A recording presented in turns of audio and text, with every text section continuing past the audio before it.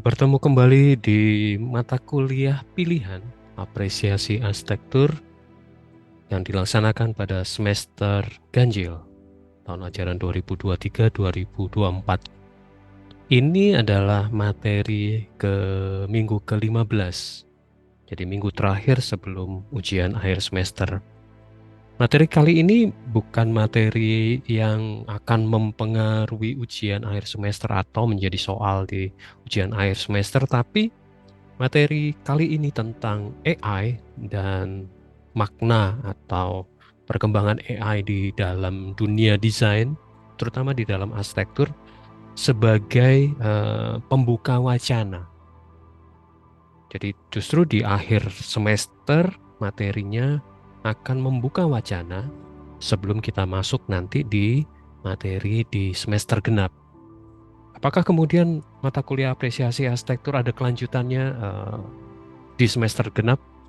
Mungkin penjelajahannya bukan pada mata kuliah yang setara, tapi wacana ini dikembangkan atau wacana ini dihadirkan pada materi di minggu ke-15 ini sebagai materi terakhir untuk mempersiapkan di semester depan seperti apa. Untuk pembahasannya fokus pada ulasan yang diungkap oleh architectural design dengan judul bukunya Machine Hallucination yang dieditori oleh Matthias Del Campo dan Nilitz. Kalau teman-teman perhatikan, Nilitz juga mengulas atau menjadi editor di Rethinking Arsitektur yang fokus utamanya di bidang filsafat. Sekarang Nilitz masuk di pengembangan AI, pembahas tentang AI. Ini menarik untuk diamati track record dari Nilis. Tapi oke, kita coba fokus ke buku ini, Machine Hallucination. Atas bantuan Bing, jadi ada percakapan di Bing tanggal 22 kemarin, 22 November. Buku ini memang fokus pada investigasi potensi AI di dalam kerja arsitektur dan mencoba mendiskusikan capacity and assist architecture in design building terus menjadi form of augmented intelligence. Jadi ini buku yang cukup menarik untuk dilihat, apalagi kemudian buku ini di terbitan tahun 2022 yang akan menjadi perkembangannya seperti apa sih. Dan kemudian buku ini juga menghadirkan beberapa tokoh besar yang mulai menggunakan AI di dalam proses desainnya. Yang menjadi menarik, how AI already a part of our life. Jadi sebenarnya sudah menjadi bagian, buku ini dijelaskan secara tidak sadar atau tidak sadar kita sudah menggunakan AI. Present and pun di gadget kita, di rumah kita, di mobil kita, apa kalau kita menggunakan Google Map atau menggunakan aplikasi Waze, itu sebenarnya sudah menggunakan AI. Dan bahkan perkembangan terakhir ada lomba foto lah, kompetisi foto yang dimenangkan oleh AI, dan si pemenangnya juga secara jujur kemudian mengembalikan hadiahnya karena dia mengatakan bahwa dia menggunakan AI dalam proses fotografinya. Jadi, perkembangan AI sangat menarik. Ini yang akan coba di capture di dalam buku ini. Oke, kita coba masuk ke dalam buku ini. Ini kontennya.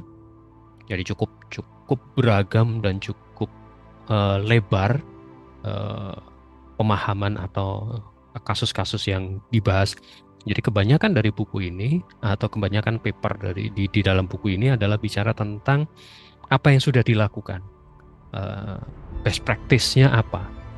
Walaupun apa yang sudah dilakukan itu masih dalam proses pengembangan, tapi ini menunjukkan bagaimana titik di tahun 2020-an itu menjadi seperti apa, menjadi perkembangannya seperti apa. Oke, kita coba masuk di bagian introduction-nya.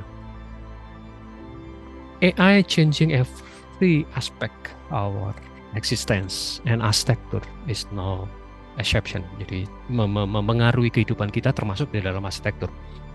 Nah, kemudian sudah membantu atau mempengaruhi biro-biro arsitek atau konsultan arsitek dalam menggunakan, terutama dalam penggunaan software, kemudian cara bekerjanya juga berubah, apalagi kemarin setelah pandemi banyak sekali perubahan-perubahan cara bekerja, cara budaya bekerjanya juga sudah berubah.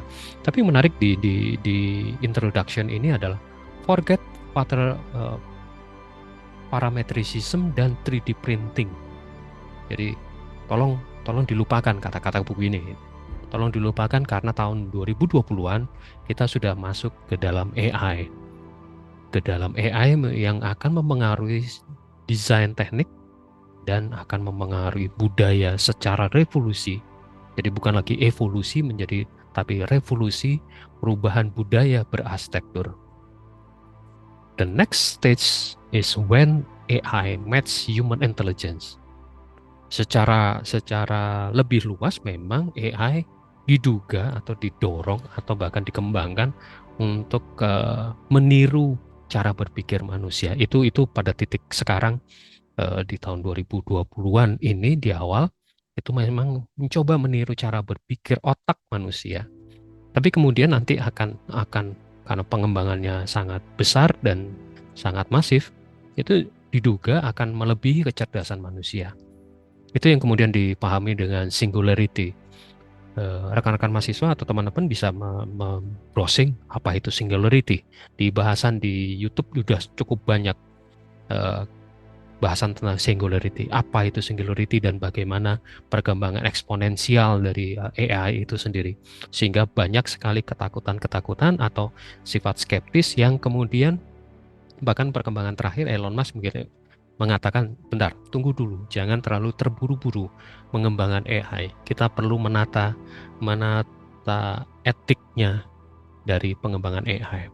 Tapi oke, itu di dunia AI, pengembangan AI. Tapi bagaimana dengan arsitektur?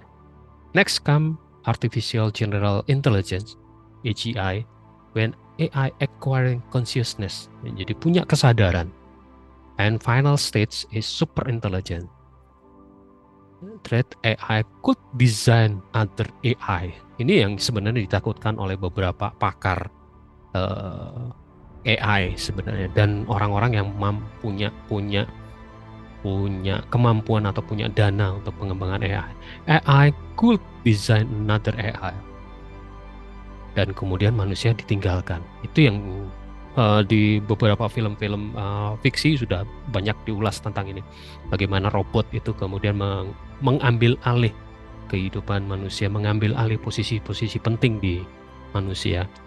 Tapi ketakutan itu menjadi barrier atau menjadi framework sebenarnya dalam pengembangan AI itu sendiri. Ini catatan di introduction. Kemudian kita masuk ke lebih dalam di introduction. It is right moment, jadi sangat tepat untuk membahas, mendiskusikan impact AI di dalam dunia arsitektur di masa sekarang. Sebelum AI itu sangat berkembang pesat, sebelum AI itu mampu mendesain AI, sebelum AI kemudian men-take over kerja di seorang arsitek, seorang creative design namanya. Okay. Question on the nature of architecture and AI gaining another moment as the public interest, the methodology steady growing. Jadi secara metodologi memang saat sekarang masih berkembang, tapi memang ini saat yang tepat untuk bicara tentang AI, untuk mengantisipasi bagaimana kita kemudian bisa bersahabat lah, katakanlah, bisa memahami, karena AI adalah sebuah keniscayaan, pasti akan ditahan tidak ditahan kita akan terpengaruh dari AI. However, there is already huge explosion of creativity activity in architecture as AI capture. The Imagination of Progressing Designer. Karena memang perkembangan AI itu berdasarkan data-data yang kita tidak sadar atau tidak sadar kita setorkan ke cloud, katakanlah ke Pinterest, ke Instagram, ke beberapa media-media yang secara sadar atau tidak sadar kita unggah ke sana. Di situ kemudian AI belajar. Dan kata Elon Musk, sebenarnya kita sudah superhuman karena kita menggunakan gadget kita, menggunakan komputer kita, menggunakan aplikasi kita untuk kemudian memberi data kita. Nah, di buku ini, di architectural design ini, di isu dokumen kali ini yang kita bahas, ini mengcapture atau melihat the extraordinary explosion of AI-based creativity and the realism of architecture. Kemudian nanti kita akan dua contoh saja, jadi tidak akan membahas keseluruhan buku ini, apa yang dilakukan Chop, kemudian apa itu eskul teknologi.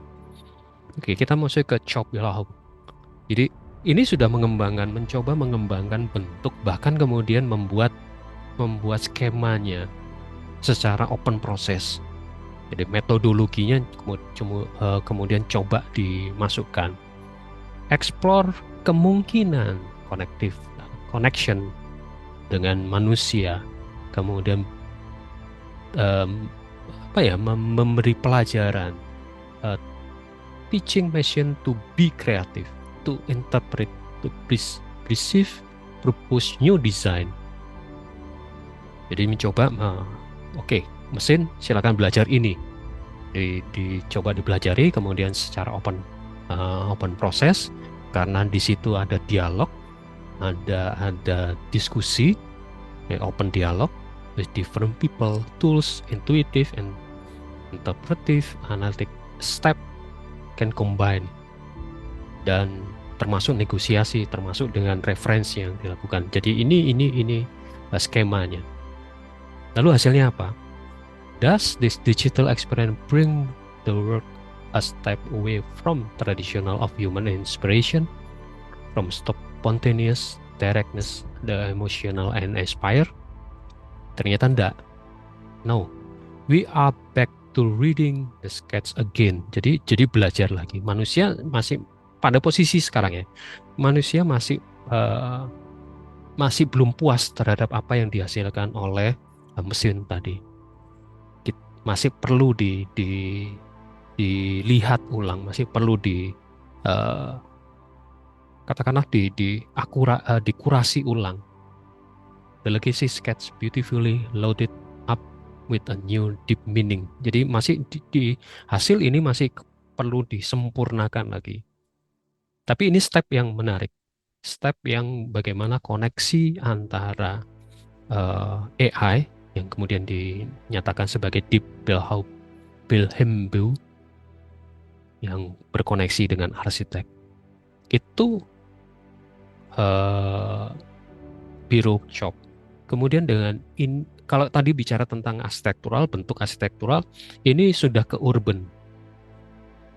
Wang Yuhi, CEO dari Eskul Teknologi, mencoba melakukan riset tentang urban development. Jadi kemudian diberi nama ini, can provide a more dynamic urban planning visual tools, yang disebut dengan yang menggunakan GAN ini, Generative Adversarial Network ini. Kemudian gunanya apa? Gunanya untuk membantu tidak hanya analisis, tapi juga untuk membantu secara tampilan. Produce two-dimensional master plan as several stage. Outputnya two-dimensional master plan will feature represent in 3D to make them easier to understanding. Jadi yang biasanya 2 dimensi, ini coba di overlay seperti ini. Kemudian perkembangannya berdasarkan data yang cukup banyak, sehingga ini termasuk big data analysis. Dan kemudian ini tadi perkembangan dari 10 tahun. Base technique have been used increasing explore application based on high resolution image and this trend show no sign of stopping. Jadi melihat perkembangan sebuah kota, ini penting, play important role in urban planning process, terutama pada tahapan early stage of design, seperti memprediksi potensi pengembangan dari dari lahan tersebut, kemudian various possible route konfigurasi, jadi konfigurasi jalan yang bisa dimungkinkan pengembangannya. Jadi si planner jauh lebih mudah dalam melihat perkembangannya, melihat potensi pengembangan, melihat bahkan bisa disimulasikan lebih lanjut. Jadi itu yang terjadi tidak hanya di dalam dunia arsitektur, tapi juga ke urban design juga mulai masuk. Di bagian menjelang terakhir muncul pertanyaan ini.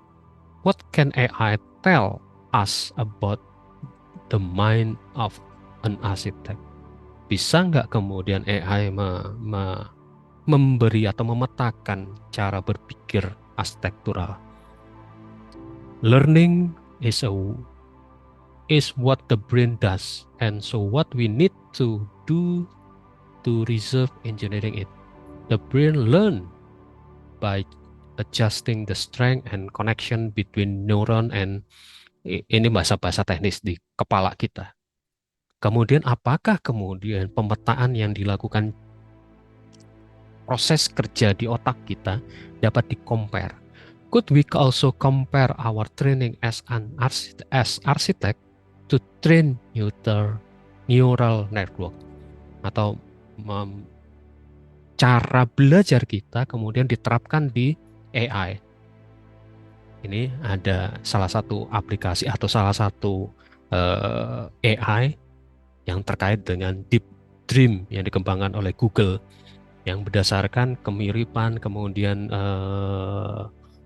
data-data sehingga muncul gambar-gambar yang seperti, makanya namanya Deep Dream, seperti mimpi gitu. There is a significant difference between AI and human intelligence. Jadi nggak bisa serta-merta cara berpikir, cara belajar kita kemudian diterapkan di AI. We must be cautious of projecting human attribute untuk AI.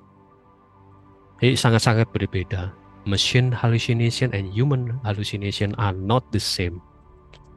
Itu yang perlu disadari. Jadi catatan bagian ini adalah tidak serta-merta cara berpikir kita kemudian dikopas, katakanlah metodologinya, prosesnya, mindsetnya dikembangkan di AI. Tidak serta-merta itu. Catatan ini menjadi penting bahwa itulah yang membedakan antara manusia dan AI. Itulah yang membedakan antara manusia dan AI, dan itu saling sebenarnya bisa saling menyempurnakan, saling mendukung, supporting satu sama lain, terutama di dalam proses desain kreatif di dalam arsitektur. Oke, di bagian terakhir ini kemudian sebagai cara pandang yang lain.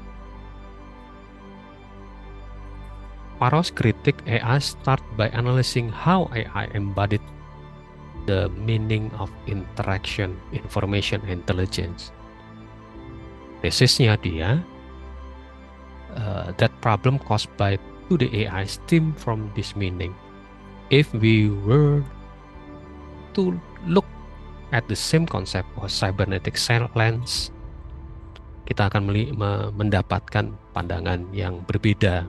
Jadi usulannya coba dalam sudut pandang atau cara bekerja cybernetic lens, kacamata cybernetic.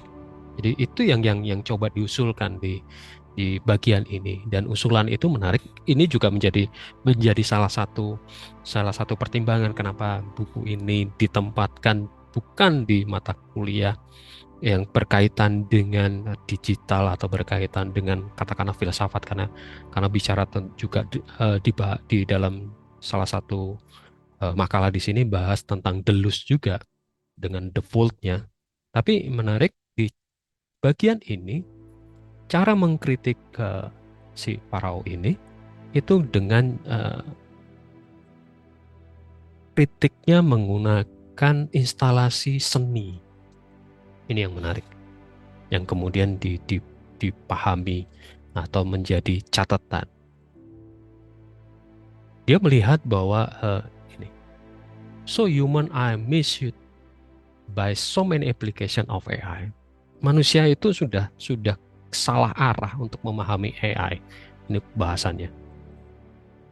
AI does best address a level interaction that human need, want, and deserve, but sangat salah. AI itu sangat membantu kehidupan kita, tapi memahaminya yang keliru menurut ini ya. Kemudian judul dari instalasinya ini, Conclusion of Mobile Redux. No, there seem to be great divide between myth and mystery of AI and the real-world development and application of AI.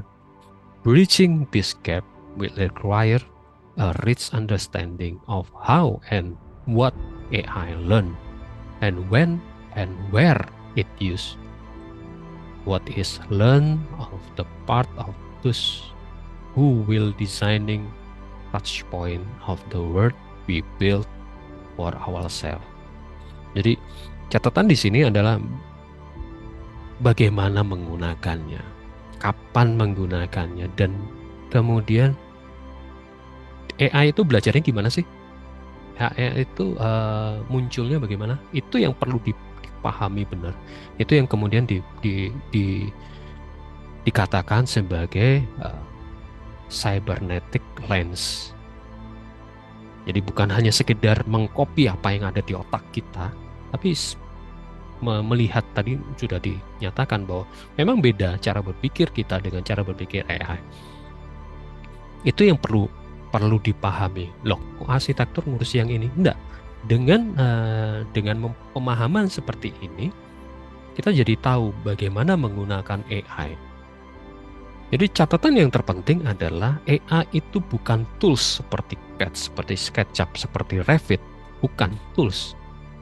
Karena AI mampu menganalisis. AI punya kemampuan untuk memberi suggest sekian banyak berdasarkan data yang dia punya. Dan pengembangan lebih lanjut adalah AI bisa memberi suggestnya itu dengan indikator yang jelas, dan kemudian dia bisa memutuskan. Itu yang menarik, itu yang ditakutkan. Memutuskan kemudian memaksa keputusan itu. Tapi sebelum dari itu adalah AI adalah mesin untuk membantu kita berpikir, membantu kita untuk proses menganalisis. Sehingga seorang arsitek atau seorang desainer dalam hal ini, secara konteks yang lebih luas, kapan menggunakan AI dan bagaimana menggunakan AI dan proses berpikirnya bagaimana. Jadi pengambilan datanya seperti apa, data yang dihadirkan seperti apa, itu yang perlu dipahami. Kemudian cara berpikir itu yang kemudian dituangkan, kritik itu dituangkan dalam sebuah instalasi. Ini menariknya. Itu kenapa juga menjadi alasan saya kenapa buku ini ditempatkan di bagian terakhir di apresiasi arsitektur. Karena segala semacam kritik, tidak hanya kalau kemarin mahasiswa diminta untuk melakukan pengecekan ulang terhadap studi presiden mereka, kemudian dihadirkan menjadi bagian dari tugas UAS-nya.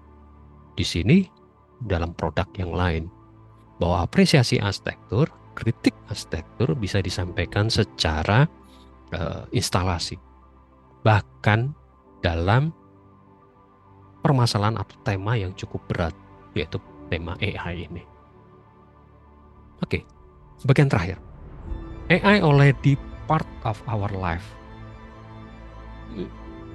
Sadar nggak sadar kita menggunakan gadget, menggunakan Facebook, menggunakan Instagram, menggunakan TikTok dan segala macam, itu bagian dari AI. Bahkan beberapa rumah menggunakan Siri, Alexa, atau AI assistant untuk rumah-rumah smart home dan segala macam. But what does AI mean for the world of design? Itu pertanyaan penutup sekaligus juga pijakan ke depan. Apakah AI? Bagaimana AI dalam proses perancangan kita di masa depan? AI is literally everywhere.